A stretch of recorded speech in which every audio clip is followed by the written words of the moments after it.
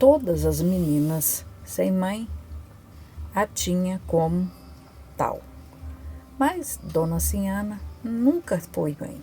Era solteirona e se dedicava de corpo e alma às suas amizades. As mulheres dali contavam que ela tinha seu segredo, os seus anseios e desilusões, e que Sinhana encarava tudo na mais normalidade das coisas. Dona Sinhana nascera de um relacionamento extraconjugal de um soldado estrangeiro com uma brasileira, a sua mãe. O soldado já era casado, já tinha um filho de nome João. Segundo a mãe dela, que lhe contara, o pai não falava como nós, era estrangeiro, era gringo. Ela não sabia se era francês, se era espanhol, se era italiano, mas pelos traços de Sinhana, ela se parecia muito com espanhola. Era bem branca, magra, alta, muito esbelta, olhos claros, quase verdes ou azuis, dependiam da claridade do sol e da roupa que ela vestia. Tinha cabelos lisos e claros, pés e mãos grandes, comparando com o das outras mulheres do lugar. Dizia a mãe dela que seu nascimento não fora programado. A mãe tinha sido violentada pelo militar, quase que uma gravidez à força, mas já que estava, deixava ficar. O homem, depois do ato consumado, sumiu da cidade por uns tempos. Ela acabou ficando grávida. Era sua primeira vez e nunca mais ela teve um homem na vida. Não que ela não amasse o tal militar, era porque já lhe bastava aquela barriga cheia de uma única vez em que acontecera tal ato. E de uma única vez ela ficou grávida. Então, para que correr o risco de ter mais filhos, se ela já tinha Sinhana? Que mais ela poderia querer? A filha para ela era o que de mais bonito, mais belo, mais alegre e sagrado ela poderia ter. Se resumia na mais verdadeira felicidade tê-la como filha. E Sinhana cresceu cercada de todo o carinho e afeto que uma criança pode ter. A mãe lhe daria o céu se isso fosse possível. Agora que Sinhana não tinha mais a sua querida e amada mãe, ela fazia troca com as crianças do local. Eles não tinham mãe, mas tinham pais, coisa que ela nunca teve, nem conhecer o seu. Mas um dia, sua mãe, antes de morrer, lhe contou o pouco que sabia sobre o pai e sobre o suposto irmão que ela teria. E por toda a sua vida, Sinhana se considerava moça, mas já velha. Ela era moça, dizia. Nunca me casei. Não que eu não tivesse pretendente, até que tive, mas a minha mãe não quis que eu casasse e eu obedeci a ela. Contava Dona Sinhana que certa vez um rapaz num baile dançou com ela e no fim da noite a pediu em casamento a sua mãe. Muito a contragosto, ela concordou no domingo que o rapaz passou o dia na casa delas, almoçou e ficou ali, e a mãe dela de olho, com medo que ele abusasse dela como acontecera no passado, com ela própria. À noitinha, o rapaz não se decidia a ir embora. Chegou a hora de dormir e ele nem se tocava que elas precisavam dormir. Ela pensava em dormir ali, ele pensava em dormir ali também. Então, a mãe se chegou até ele e lhe disse: "Vai embora dormir na sua casa. No próximo sábado você volta para noivar." Muito a contragosto, o rapaz se despediu e saiu. Elas foram dormir. E no dia seguinte se levantaram cedo para a lida da roça, e eis que o tal rapaz chegando lá cedinho, todo sujo, rasgado, maltrapilho. As duas mulheres até se assustaram, ele parecia um andante de estrada, coisa muito comum naquelas paragens. Ao vê-lo assim tão desarranjado, a mãe de Sinhana a chamou num canto e lhe segredou: "Filha, se agora, noivo, ele está assim tão desmanzelado e sujo, Numa segunda-feira, que é dia de vestir a roupa lavada e passada para trabalhar, imagine depois de casados. Ele vai viver como porco no chiqueiro e você com ele. Você quer isso para sua vida? Sinhana respondeu: Claro que não, né, mãe? Ela, elas eram mulheres muito limpas e aseadas. E elas tinham nojo de gente que andava suja. Sinhana chegou na porta e nem o mandou entrar e já o despediu dizendo: Vai embora. O noivado está desfeito. Não quero me casar, nem com você e nem com ninguém. O moço, cabisbaixo, virou as costas e foi embora triste. Perderam a oportunidade de ficar numa boa casado com Sinhana, porque ela era uma mulher bonita.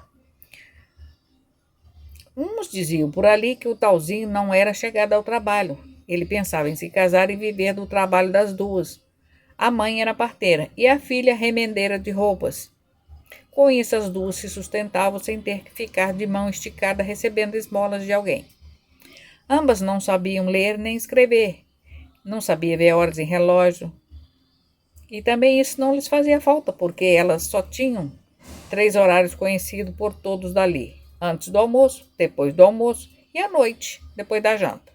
E tudo era combinado nesses termos. Dinheiro também elas não conheciam e não sabiam contar, mas elas não precisavam dele.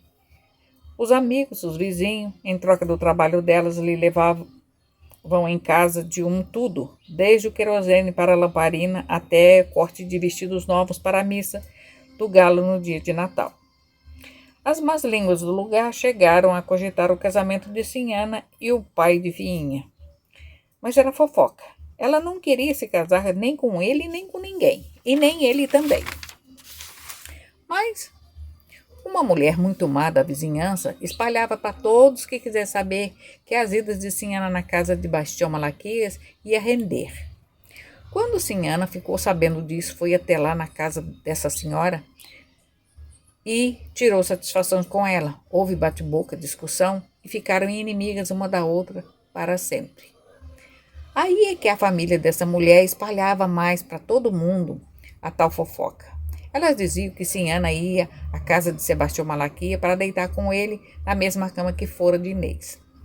Mas era tudo mentira, porque Paulina nunca viu nada, nem um olhar sequer do pai para Sinhana e nem desta para o seu pai.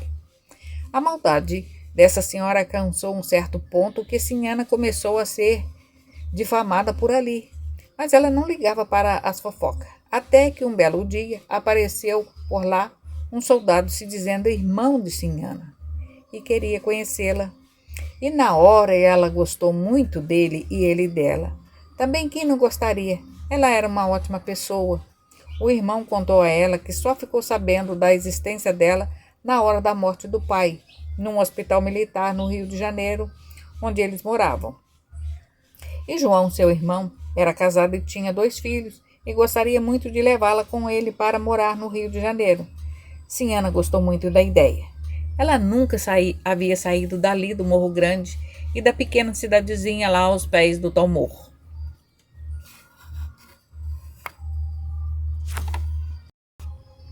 E muito feliz, ela arrumou a sua mala e foi embora, deixando para trás suas amigas e as crianças que ela tanto amava. E também ficou para trás as fofocas com as suas bocas malditas. Lá no Rio de Janeiro, ela conheceu o Pão de Açúcar, a Praia de Ipanema, Copacabana e a de Jacarepaguá, mas ela dizia Jacarepaguá. João Soldado morava nesta praia em Jacarepaguá, ou Jacaretaguá, como ela sempre falava. No verão, sua cunhada e os filhos iam para a praia, mas Sinhana não estava gostando da praia. O sol era muito quente, a areia entrava no meio dos dedos dos pés e dava coceira. Ela, por ser muito branca, se queimava muito. Sinhana não ia mais à praia, ficava em casa e começou a sentir saudades do seu povo, da sua gente, das suas crianças. Muitas vezes a cunhada a pegou chorando e queria saber a causa. Sinhana não dizia nada, limpava as lágrimas e disfarçava. Perdeu o apetite e começou a ficar muito triste. Até então ela nunca havia ficado doente, tomado um comprimido. E agora estava sempre gripada, suspirando pelos cantos. João Soldado e a esposa tiveram uma conversa séria e resolveram falar com a irmã e fazer com ela o que ela decidisse. E qual não foi a felicidade de Sinhana em saber que, se ela quisesse voltar para os seus, eles a trariam de volta. Sinhana ficou tão feliz de novo, ia voltar para sua gente. Naquela noite ela sonhou com eles, e no outro dia ela disse à sua cunhada: sonhei com a filhinha. A cunhada queria saber quem era a tal filhinha. Por acaso Sinhana teria uma filha e eles não sabiam? Ela perguntou: quem é essa filhinha? Sua filha? Sinhana riu: não, eu sou moça. Nunca tive homem, sou virgem. Filhinha é uma menininha que perdeu a mãe com 3 anos. Eu sempre fico por perto para ajudá-la e ajudar a todos da sua família. Como eu gosto da filhinha. Ela é muito parecida com a falecida mãe, que foi muito minha amiga. Sinhana ficou empolgada com o interesse deles e contou toda a história de filhinha e da morte da mãe dela, a sua amiga. Ouvindo toda a história, o irmão pediu à irmã: conta toda essa história que você sabe e você viu. E essa menina, ela precisa saber a verdade, mesmo que a verdade seja só sua. Se você a ama de verdade, conta tudo. Essa criança tem o direito, ela e os irmãos, de saber e mais tarde procurar a verdadeira razão de todos esses fatos. Sinhana balançou a cabeça dizendo: eu acho que eu contarei tudo o que sei. E no próximo final de semana, Sinhana desembarcava na estação de trem em sua cidadezinha natal com uma mala de roupa nas mãos. Já era tarde, ela não poderia ir para os seus àquela hora da noite, então rumou para a casa de seus amigos, Marcionillo e Joaquim Mariano. E ali ela passou a noite. Quase nem dormiu de tanta ansiedade. Que felicidade! Seu coração batia descompassado à medida que se aproximava da porteira do sítio de Sebastião Malaquias. Nunca seus olhos viram tanta beleza, até uma simples flor de quiabo na roça, à beira da estrada, ela achava linda. O som do vento no bambuzal, as cascatas encachoeiradas dos pequenos córregos que cortavam as terras, o velho caminho surrado pelas patas das vacas e cavalos lhe parecia a mais linda das estradas. Ao som de pássaros e abelhas, ela seguiu adiante. O sol e o cansaço não eram capazes de deter tamanha determinação. Quando ela vê a janelinha da casa, ela grita: cheguei! E suspirou aliviada ao abrir a cancela da porteira e cruzar o córrego cheio de lajeados, coalhados de cipós, de maracujás e saborosas maduras. Ela avistou o terreiro, o paiol, as janelinhas pequenas da sala que davam para o caminho. Ela começou a gritar, não sei se de alegria ou de ansiedade: Finha, Finha, cheguei. Andava tão rápido que parecia voar. A Paulina pareceu ter ouvido algo, saiu do pilão onde pilava o arroz para o almoço e foi até a sala olhar pela janela. Não, ela não estava enganada. Ela ouvira seu nome. Que alegria! Era Dona Sinhana. Mas será? Ela tinha ido embora para o Rio de Janeiro. Mas aquela sombrinha aberta, ao corcovear no ar como um pequeno paraquedas, trazia sua sombra à sua amiga querida. Dona Sinhana, ela gritou, tirou o avental e correu. Correu caminho abaixo. As duas se encontraram bem no meio e foi um encontrão. Som um para o outro. As duas não sabiam se riam ou se choravam com muita satisfação. Paulina pensava em seu coraçãozinho que nunca mais veria Dona Sinhana. O Rio de Janeiro era tão longe e para lá ia tanta gente que não prestava. Era só alguém aprontar algo de ruim, tais como ficar grávida, solteira, que todos diziam: sumiu, foi para o Rio de Janeiro e não volta mais. Muitos dos rapazes foram para o Rio de Janeiro e nunca mais voltaram ao Morro Grande. Mas sua amiga voltara e estava ali bem ao seu alcance, ao alcance do seu abraço, para abraçá-la e ser abraçada. Sinhana lhe trouxe uma porção de fitas de presente, prendedor de cabelo, pó de arroz, rouge, batom. Ciana adorava um pó de arroz e um batom. Bastava alguém dizer que ia haver um baile e ela já se acendia de prazer. Ia usar pó de arroz e batom para ir no baile. Ela era muito vaidosa, exagerava na maquiagem, ficava feia até. Mas ninguém ousava lhe dizer o que tinha que usar. Todos respeitavam ela do jeito que ela era. As fitas de cabelo e os prendedores, Paulina adorou, mas a maquiagem, não. Ela ainda era muito pequena para tais exageros. Paulina tinha receio de parecer mulher, moça bonita, chamar a atenção dos homens. Ela tinha medo mesmo. Aos 12 anos, seus seios começaram a se desenvolver e ela fazia de tudo para esconder. Usava até 2 combinações de tecido grosso, saco de algodão, para disfarçar embaixo do vestido. Suas pernas eram lindas, bem feitas, nem grossas nem finas, sem mancha, cicatriz ou varize. Ela punha um vestido bem comprido para esconder aquela beleza que Deus lhe dera. Suas outras 2 irmãs eram diferentes. Quando se tornaram moça é que melhoraram um pouco a aparência, mas eram feias de dar dó. Zezé era muito magra e pequena, encardida e zoiuda. Depois que se casou, com a maternidade, ela incorporou, ficando um pouco mais bonita. O que era bonito nela era a sua doçura, seu jeito manso e cordado de se expressar. Já a Olga, que sempre fora feia quando menina, continuava bem feia mesmo depois de casada. Parecia um barril, baixinha, gorda, barriguda, as pernas cheias de mancha de pereba, porque ela era igual a mulher que subia em tudo, corria e aprontava e sempre caía e se machucava.